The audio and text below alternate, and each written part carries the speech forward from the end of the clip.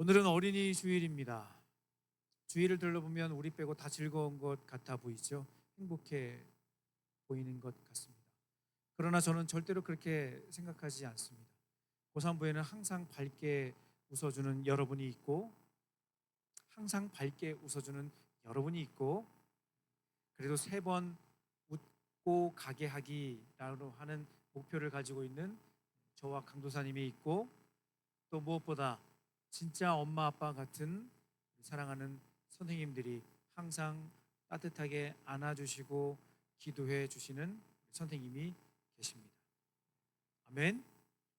그리고 무엇보다 평생 여러분 예수님과 함께 꽃길 걸으라고 예배실 입구에서부터 아주 데코레이션이 저는 자부합니다. 영화부에서부터 고산부까지 모든 부서를 통틀어 가장 예쁜 데코레이션이 설치된 부서는 고산부이다. 아멘.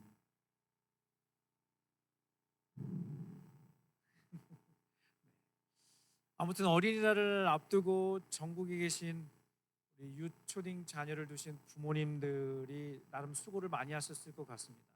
저도 예외는 아니죠. 특별히 첫째가 초등학교 6학년인데 마지막 어린이날이라고 발악을 하시더라고요. 속된 말로 죄송합니다 이런 표현. 뽕을 뽑으려고 하시더라고요. 그래서 제가 다 해줬지요. 웃으면서 이를 악물고 다 해줬지요. 그래 마지막이니 너는 내년에도 해주고 싶은데 올해가 마지막이구나. 뭘 원하니? 이거 저거 그래 다 해줄게. 정말 원하는 건 정말 빠짐없이 다 해주었습니다. 왜 그랬을까? 왜 그랬을까? 퀴즈. 저도 생각이 있거든요. 힌트야 힌트. 힌트. 네. 잘 들어야 돼. 힌트. 왜 그랬을까? 그렇지. You bet. That's right. 네. 그렇죠. 어버이날이 내일 모레거든요. 네. 여러분 5월을요 가정의 달이라고 부르죠. 그렇죠? 근데 저는 5월 가정의 달 피처링이 있어요. 5월의 가정의 달 피처링. 저는 5월 가정의 달이라고 쓰고 이렇게 읽는다. 어떻게 읽냐면 기브 앤 테이크의 달이다라고 저는 감히 말씀드릴 수 있을 것 같습니다. 아직 별로 와닿지 않죠? 이때 나중에 결혼하고 아이 나면 알 거예요. 그래도 우리 아이들에게 먼저 줄 수 있어서 기쁘고 감사합니다. 여러분 어버이날이 되면 아이들이 편지를 쓰죠. 편지를 써요. 여러분도 편지 쓴 적 있죠? 아주 먼 옛날 쓴 적 있죠, 그렇죠? 혹시 요번에 쓸 준비하고 있다. 어버이날 맞이해서 한 명은 있을 것 같은데. 창피한 거 아닌데? 어버이날 편지 쓸 준비하고 있다. 준비하고 있다. 썼다? 썼다? 쓸 예정이다. 네, 쓸 예정이다. 아무튼 어버이날이 되면 우리 자녀들이 부모님께 편지를 쓰죠. 인터넷에 보니까 감동이 되는 편지 몇 장이 있어서 여러분들에게 좀 가져왔습니다. 최신 업데이트된 내용입니다. 편지 한번 보여주실까요? 어떤 편지를 우리 유딩, 초딩들이 썼는지 이미지를 한번 보여주실까요? 그런가요? 네. 그럴 줄 알고 제가 이렇게 스마트폰을 들고 나왔어요. 네. 어떤 편지였냐면 내용만 읽어드릴게요. 내용만. 네. 그 다음 이미지 네 번째 이미지는 꼭 띄워주면 좋겠는데 가능할까요, 방송실? 네, 가능할까요? 네네. 마 사진. 네. 어떤 편지냐면 이런 편지예요. 어머니 아버지 키워주셔서 감사합니다. 사랑합니다. 네 됐네요. 네. 그 앞에 거. 그거 말고 그 앞에 거.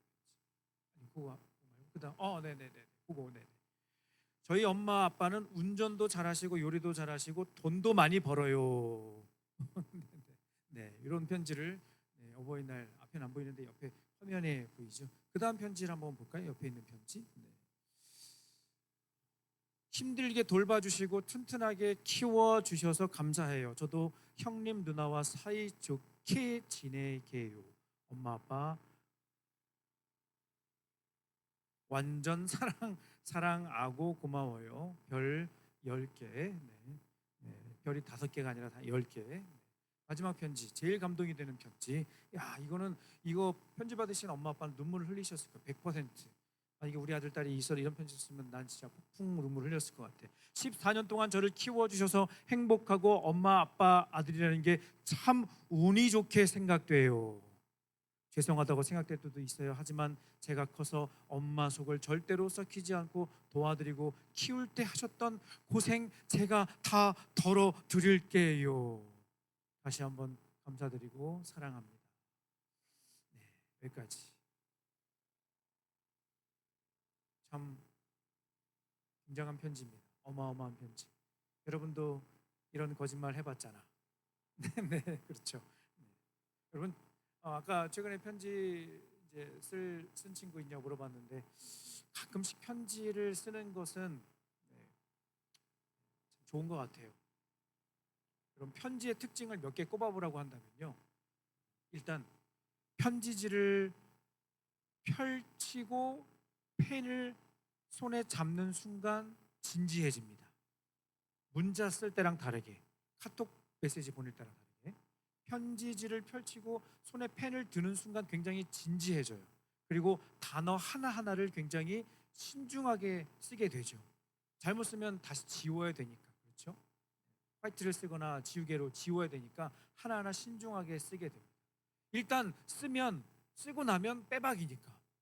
그럼 그래서 편지에다가요, 이런 건 쓰면 안 되는 거예요. 공부 열심히 할게요, 속 썩이지 않을게요, 이런 건 쓰는 게 아닌 거예요. 다른 쓸 말도 많은데 그거는 마지막에 쓰는 거예요, 나중에. 그리고 무엇보다 편지의 특징은 평소에 하지 못했던 솔직한 마음속 깊은 이야기를 하게 됩니다. 이것이 편지가 가진 특징이라고 할 수 있어요. 앞서 말씀드린 것처럼 오늘부터 함께 나눌 말씀의 주제는 편지입니다. 조금 더 구체적으로 앞에 여러분 나와 있는 것처럼 영어로 써 있죠. 바울의 편지, Paul's letter. 바울의 편지. 여러분, you know what? What? 성경, 신약 성경 27권 중에 22권이 편지 형식으로 기록된 거 알고 있어요? You know what? 신약이 27권이잖아. 그 중에 22개가 편지 형식으로 쓰여진 말씀이라는 거예요. 그리고 특별히 바울이 쓴 편지는 무려 13권이에요. 신약 성경 절반 가까이에 해당하는 분량이 바울이 쓴 편지라는 거예요. 이 사실 앞에서 우리는 굉장히 이 사실 자체만으로도 주목을 할 필요가 있을 것 같아요. 그런 차원에서 각 편지를 통해서 바울이 전하고자 했던 핵심 메시지를 잘 꼼꼼하게 살펴보는 것이 정말 중요하다고 생각을 합니다. 바울이요, 수많은 사람들을 만났어요. 그리고 직접 복음을 전하기도 했어요. 얼굴과 얼굴을 맞대고 복음을 전했어요. 예수 믿으세요. 예수님 믿으셔야 합니다. 우리의 소망은 천국입니다. 이렇게 얼굴을 직접 보면서 복음을 전하기도 했어요. 그러나 그보다 더 많은 시간을 할애해서 복음을 전한 방법이 바로 편지였다는 거예요. 글이었다는 거죠. 그만큼 바울이 편지를 쓸 때 앞서 말씀드린 것처럼 한 명 한 명의 얼굴을 떠올리면서 편지를 썼을 것이고, 그냥 말로 할 때보다 더 진지하게, 더 마음을 담아서 편지를 썼을 것이라고 우리는 생각해 볼 수 있다는 거죠. 그런데 여러분, 그것도 알아요? 바울이요, 원래 이런 편지를 쓸 수 있는 사람이 아니었다는 거예요. 이름부터 원래 그 이름은 무엇이었죠? 사울이었어요. 맞아요. 바울 전에 그는 사울이었어요. 쉽게 말해서 바울의 흑 역사는 여러 페이지가 흑 역사가 기록이 되어 있는데, 그 페이지 중에 대부분의 분량이 내용이 뭐냐면 예수 믿는 사람 때려잡는 잔혹한 모습이 그의 흑역사 가운데 남아 있다는 거죠. 최근에 범죄도시 4를 봤어요. 이미 1,000만 관객 예정이라고 하더라고요. 사람마다 또 호불호가 갈린다고 해요. 저는 1 보고 2, 3 안 보고 4를 봤거든요. 그래서 나름 평점 괜찮게 줄 수 있을 것 같아요. 10점 만점에 9.5는 개인적으로 참 받았구나. 공짜로 받니? 네, 네. 내돈내산. 네. 내돈내산. 1만 보고 2, 3 안 보고 4를 보니까 그냥 괜찮았어요. 꽤 괜찮았어요. 여러분, 그 범죄도시의 그 재미있는 요소가 여러 가지가 있는데 그 중에 넘버 원이 뭐죠? 네, 넘버 원은 타격감. 안 좋은 건데 좀 부정적인 건데 이렇게 팍 때릴 때 원래는 그런 소리가 안 난다. 어, 실험하지 마. 그런 소리가 안 나. 그거 그냥 효과음인 거 알지? 그런데 그 범인을 때려잡아 핵 펀치 날리는 그 순간 그 소리가 우리로 하여금 야, 네, 스트레스가 그냥 확 날아가는 그게 포인트라고 이야기하더라고요. 저도 그렇게 느끼고요. 부정적인 관점에서 때리고 맞고 하는 그런 장면은 여러분 그런 거는 사실은 별로 좋지는 않아요. 그렇죠. 맞아요. 그런 부분은 부정적인 거라고 말씀드릴 수 있어요. 근데 저는 영화를 보면서 그런 생각을 했어요. 이 범죄자들을 소탕하는 장면에서 이 범죄자들을 나쁜 짓한 그 사람들을 잡는 그 순간순간 저는 무엇을 떠올렸는가 하면 마귀를 떠올렸어요. 사랑하는 여러분, 사탄 마귀는 그냥 봐주지 말고 여러분 경상도 사투리로요. 여러분 그런 표현 혹시 들어본 적 있어요? 혹시 부모님 중에 경상도 분이신 분? 마귀는요, 사탄은요, 오마쉐리 막 그냥 아주 그냥 막 그냥. 여러분 오마쉐리라는 말 알아요 혹시? 네, 오마쉐리. 무슨 말인지 모르지, 그치? 영어가 아니라 그냥 그 약간 이렇게 좀 격한 감정을 표현할 때 쉽게 말해서 야 이렇게 뭐 이렇게 뭐 그런 거예요. 오마쉐리 그냥 아주 그냥 막 그냥. 저는 이 범죄자들을 소탕하는 그 장면들을 보면서 사단 마귀가 딱 떠올랐고요. 특별히 여러분을 힘들게 하는 수험생 전용 마귀 쉐리들이 있어요. 여러분 알아요? 수험생들만 전담 마크하는 마귀 쉐리들이 있다고요. 네. 걔네들이 항상 쓰는 멘트가 있어요. 어떤 멘트인가 하면요, 이런 멘트예요. 피곤하면 그냥 쉬어.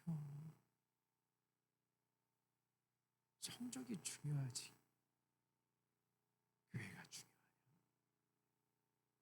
수험생 전용 마귀들이 자주 쓰는 멘트, 매뉴얼처럼 쓰는 말이 있어요. 그냥 쉬어. 성적이 중요하지 교회가 중요해. 그거를 세게 안 해요. 세게 말 안 해요. 굉장히 귀가 간질간질하게 이렇게 얘기를 해요. 그래서 우리는 넘어가요. 그래? 넘어가요. 저는 그런 나쁜 마귀 쉐리들에게 마형사를 불러서 마구마구 두들겨 패주고 싶은 거예요. 네. 마형사를 불러서 마구마구 막 패주고 싶은 거예요. 그 타격감으로. 마귀는 패도 된다. 아멘. 아멘을 안 하네. 네. 자니? 네. 마귀는 패도 된다. 마귀는 싸워도 된다. 친구랑은 싸우면 안 되는데 마귀와는 싸워야 한다. 저는 확신합니다. 이것만큼은 제가 물러설 수 없습니다. 마귀와는 싸워야 돼요. 근데 우리 힘으로 싸우는 건 아니고요. 우리 힘으로 싸우면요, 백패. 백패. 근데 싸워야 한다. 여러분의 귀에 속삭이는 그 마귀들과 싸워야 한다. 여러분이 싸우기가 힘들면 저는요 진짜 그런 마음인 거예요. 마영사 불러갖고 걔네들 막 패주고 싶은 거야. 그냥 싹 잡아다가 그냥 깔끔하게 처리해서 더 이상 너희들 귀 속에다 대고서 피곤하면 쉬어 이런 얘기 못하게 그냥 확 그냥 그 입을 그냥 탁 그냥 해갖고 마귀에게 잘 들어야 돼요. 졸다가 깨면요 집에 가 엄마 목사님이 험한 말 요즘에 되게 많이 스트레스 많이 받으셨나 봐. 입을 막 꼬매버린다고 그러시고 막 그러시는데 마귀의 입을 꼬매야 한다고요. 마귀를 두들겨 패줘야 한다고요. 그런 마음이 든다는 거예요. 여러분 뭐 얘기하다 여기까지 왔죠? 바울의 변화 얘기가 여기까지 왔어요. 그럼 범죄도시 주인공 마동석 아저씨에 대해서 좀 알아보게 됐어요. 이미 알고 있을지 모르겠어요. 바울만큼은 아니지만 그만큼 그래도 나름 있는 변화를 경험하신 분이시더라고요. 뭐 신앙적인 차원이 아니라 삶에 있어서. 우선 제가 깜짝 놀란 게 있어요. 이 사진 준비됐나요? 네. 제가 깜짝 놀란 게 있는데 마동석 아저씨의 네이버 프로필 사진을 보고 제가 깜짝 놀랐어요. 이런 사진, 이 사진이더라고요. 보여주실 수 있어요? 네. 네, 네. 거짓말이 아니라 네이버 프로필 사진이야. 공식. 네이버 공식 프로필 사진이야. 검색하면 이 사진이 네, 지금 봐도 너무 나만 왜 웃는 거지? 그치? 너무 깊이 빠져든 거니 범죄도시에? 네. 너무 상반되는 거야. 이게 상반되게 느껴지는 거야. 네, 내려주셔도 돼요. 네, 내려주셔도 되고요. 위키백과 사전에 보니까 상세한 지난 과거 스토리가 기록이 되어 있더라고요. 1989년에 온 가족이 미국으로 이민을 갔대요. 그래서 이제 거기서 대학까지 나오시고 원래 직업이 보디빌더, 헬스 트레이너 거 알고 계시죠? 그런데 뭐 이차저차 해서 2004년에 한국에 돌아왔고 영화를 찍고 출연을 하고 영화 제작자까지. 야, 완전히 새로운 인생을 살아가고 계시는 거죠. 물론 관장님도 하고 계시고요. 여전히 그의 몸을 관리하기 위해서. 아무튼 비포와 애프터가 확실히 다른 인물이라는 거예요. 조금 전에 말씀드린 것처럼 바울이야말로 성경에 기록된 수많은 사람들 중에 야, 예수님 제대로 만나면 이렇게 변화되는구나, 예수님 진짜 만나면 이렇게 달라질 수 있구나라는 것을 증명해 줄 수 있는 사람이 바울이라는 거예요. 원래 바울은요 살인자였어요. 폭군이었어요. 사도행전 8장 3절 말씀 같이 한번 읽어볼까요? 자막으로 준비했습니다. 사도행전 8장 3절 말씀. 메시지 성경 버전으로 함께 읽겠습니다. 시작. 몹시 사나워진 사울은 교회를 초토화했다. 그는 집집마다 들어가서 남녀 할 것 없이 모조리 끌어다가 감옥에다 넣었다. 여러분, 당시에 예수 믿는 사람들은요, 교회 다니는 사람들은요, 사울의 사자만 들어도 벌벌벌벌벌벌 떨었을 거예요. 왜냐하면 눈에 띄면 잡아가니까, 걸리면 바로 그냥 가만두지 않으니까. 예수 믿는다고 하면 말로 다 할 수 없는 고통을 당했으니까. 드디어 작전명, 미션 프로젝트 CC가 진행이 됩니다. 프로젝트명 CC, 크리스천 클리어. CC 작전이 시작이 됩니다. 굉장히 살벌한 작전이에요. 이 작전은요, 이전과는 완전히 차원이 다른 작전이었어요.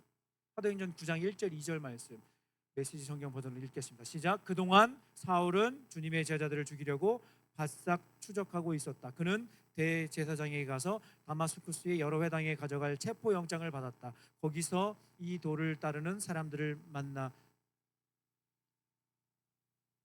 예루살렘으로 데려오는 것이었다.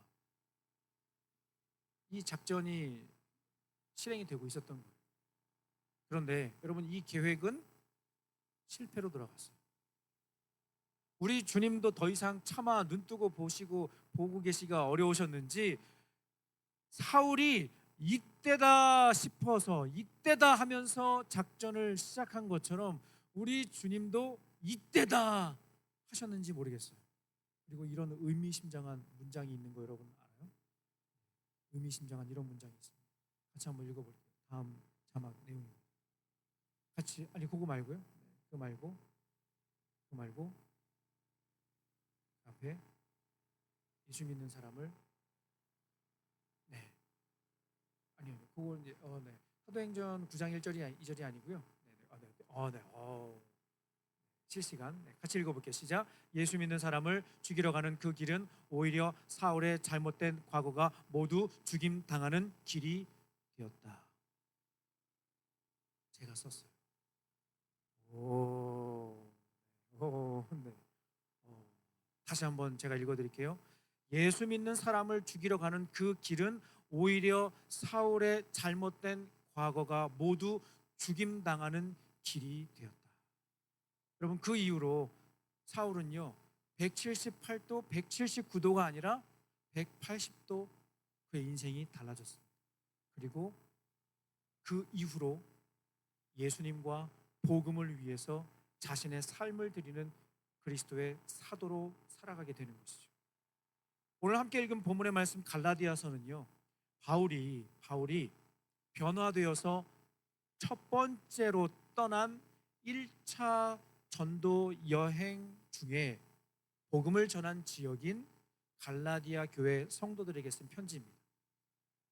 물론 바울이 가면 갈수록 복음에 대한 열정이 더 뜨거워졌어요. 하지만 첫 번째 선교지였던 것만큼, 여러분 첫 번째 만났던 사람들이었던 것만큼 의미 있는 순간, 의미 있는 사람들은 없을 거 아니에요. 그렇죠? 그래서 바울에게 있어서 갈라디아 지역 그 교회 그 성도들은 더 특별히 애틋한 마음이 있었다는 것이죠. 갈라디아 지역을 포함해서 이고니온, 안디옥, 루스드라 등에서 사명에 불타올라서 얼마나 열심히 복음을 전했는지, 여러분 그곳은 만만치 않은 곳이었어요. 그 지역은 이미 그곳에 터를 잡고 살아가고 있던 유대인들의 영향력이 강력했던 곳이었어요. 흔히 말해서 텃세라고 하죠. 여러분 어느 서울은 뭐 경상도 분도 계시고 전라도 분도 계시고 경기도 분도 계시고 제주도 분도 계시고, 그래서 니 어디서 왔노? 이런 거 안 물어보잖아, 그렇지? 근데 지방에 가면 지방 특색이 있는 거 알죠, 그렇죠? 특히 제주도 같은 데에서는요, 타지, 어디지? 뭐라 그러죠? 네, 육지. 네. 요새 한국말이 자꾸 생각이 안 나는 어떡하는 거지, 진짜. 죄송합니다. 네. 육지에서 건너온 사람들 굉장히 이렇게 그런 게 있어요. 그 지역은 유대인들의 영향력이 굉장히 컸던 그런 곳이었어요. 그래서 바울은 복음을 전하는 가운데 엄청 힘든 일을 경험을 하는 거죠. 그래서 실제로 이런 일이 있었어요.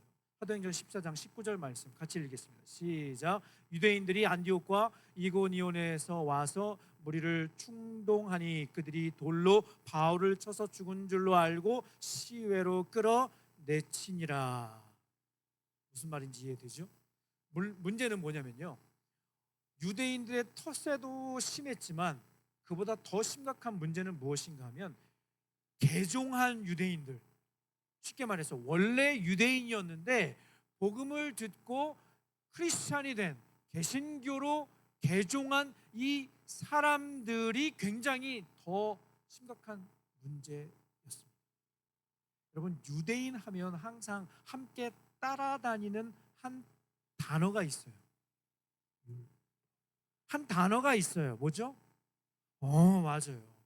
유대인 하면 항상 같이 쌍으로 붙어 다니는 단어가 바로 율법이라고 하는, 뭐 율법에 대해서 뭐 더 설명 지금 드리지는 않아도 될 것 같고요.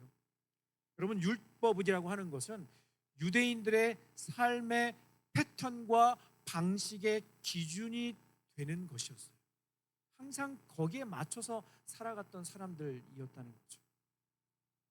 그만큼 중요하게 생각한 거죠. 그런데 바울로 하여금 이 편지를 쓰게 한 이유가 있었는데, 방금 여러분들에게 말씀드린 개종한 유대인들이 원래는 유대인이었는데 복음을 듣고 예수님을 믿어 회심한 이 개종한 유대인들이 무엇을 얘기하냐면 다른 복음을 얘기하는 거예요. 여러분 다른 복음이라는 것은 사실 틀린 거죠. 맞아요? 네. 여러분 이단은 우리와 다른 게 아니에요. 어떤 거죠? 틀린 거예요. 그렇죠? 굳이 표현하면 다른 복음, 애매한 복음, 이거 맞을 것 같기도 하고, 요한복음에 이런 내용 써 있는데 뭔가 한 글자가 더 붙어 있는 것 같기도 하고, 내가 책이 없어서 이거 확인이 안 되네, 뭐 이런 거 있잖아, 그렇지? 다른 복음을 전하면서 사람들을 현혹을 시켰던 거죠. 여러분 여기서 다른 복음이라고 하는 것은 오직 믿음으로만 구원받을 수 있다고 하는 진리가 아니라 구원받은 사람의 표징인 할례도 받아야 하고 아까 말씀드린 율법도 지켜야 한다. 그래야 우리의 구원이 완성된다라고 말을 하는 것이죠. 2차 전도 여행 중에 이 소식을 들은 바울이 얼마나 황당했을까. 그렇죠? 죽을 고생하면서 갈라디아 지역에 복음을 전하고 거기에 교회를 세웠는데 이제 얼마 지나지도 않아 들리는 소식이 무엇인가 하면 내가 만났던 그 A라는 집사님, 내가 만나서 복음을 전하고 그 자리에서 무릎 꿇고 눈물 흘리면서 예수님을 고백한 그 B라는 그 집사님이 갑자기 옆에 다른 사람들의 다른 복음, 틀린 복음을 듣고 헷갈려 한다는 이야기를 들은 거예요. 그래서 바울이 편지를 쓴 겁니다. 이 갈라디아서. 바울은 돌려서 애둘러 말하지 않아요. 즉시로 다음과 같은 메시지를 편지에 담아 보냅니다. 갈라디아서 2장 16절 말씀, 조금 길지만 조금 빠른 속도로 함께 읽어보겠습니다. 시작. 우리는 율법을 지킴으로써 하나님과 올바른 관계가 되는 것이 아니라 오직 예수 그리스도를 직접 믿음으로써 하나님과 올바른 관계가 되는 것임을 잘 알고 있습니다. 우리는 누구도 자기 개선을 통해서는 하나님을 기쁘시게 해드릴 수 없음을 깨닫고 예수를 메시아로 믿었습니다. 자기 힘으로 선한 사람이 되려고 애쓰기보다는 메시아를 믿음으로 하나님과 올바른 관계에 들어가게 되었습니다. 여러분, 이것이 제가 전한 복음입니다. 여러분이 알고 있는, 여러분이 믿고 있는 복음 맞지요? 라고 이야기를 합니다. 이것으로도 그의 마음이 다 표현이 되지 않았는지 다시 한번 강조하면서 이렇게 이야기합니다. 갈라디아서 3장 1절 말씀입니다. 조금 세요. 같이 읽어볼게요. 시작.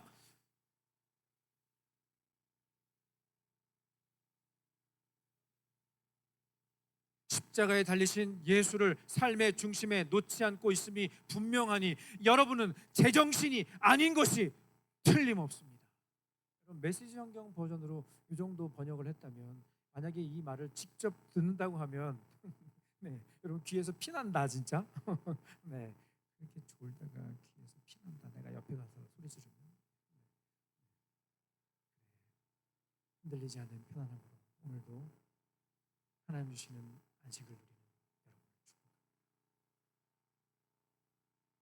얼마나 세게 얘기했는지 여러분 좀 감이 좀 오죠? 성경에 이런 표현이 기록되어 있다는 것 여러분 정말 눈여겨봐야 한다는 것. 하나님은 사랑이세요. 예수님 여러분을 주셨어요.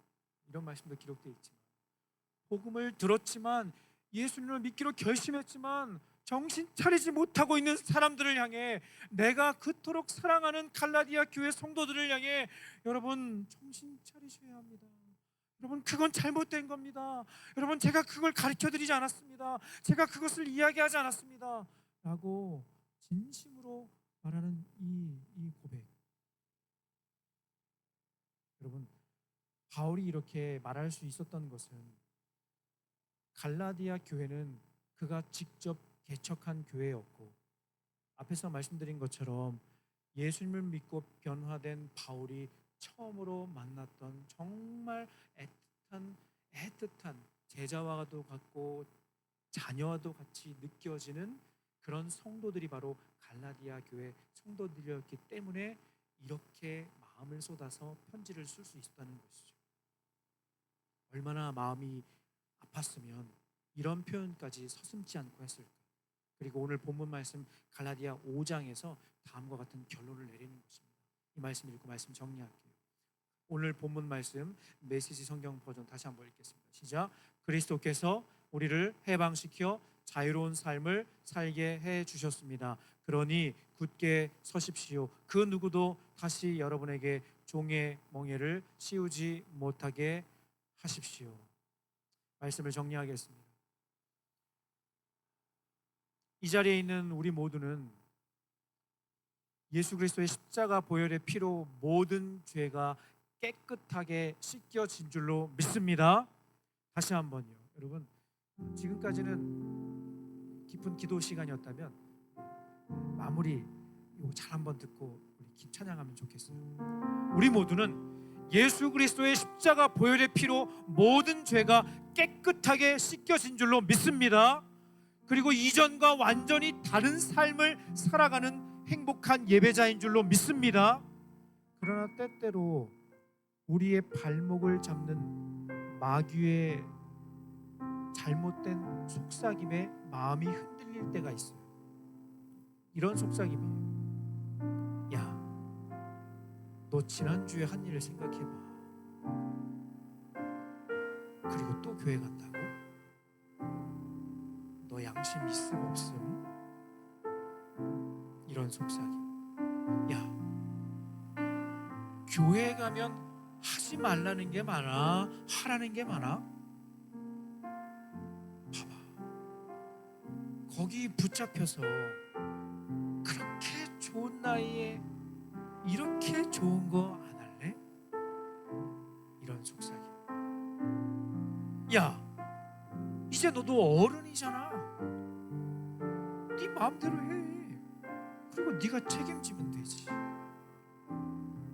사랑하는 여러분, 이 모든 잘못된 속삭임 앞에 과감히 돌아서고 복음 안에서 누릴 수 있는 진정한 자유를 선포하기를 간절히 바랍니다. 마지막으로 로마서 8장 1절 2절 말씀 읽고 찬양하도록 하겠습니다. 로마서 8장 1절 2절 말씀 시작. 그러므로 이제 결코 정죄함이 없나니 이는 그리스도 예수 안에 있는 생명의 성령의 법이 죄와 사망의 법에서 너를 해방하였음이라. 너를 해방하였음이라. 너를 해방하였음이라. 아멘. 자리에서 다 같이 일어나서 이 찬양 함께 올려드리고 기도하면 좋겠습니다. 죄 많은 나의 모습 속에서 주님을 기억하네. 주를 떠나 방황하는 날 그대로 용납하셨네. 주님만 마음에 새기네. 내 안에 물든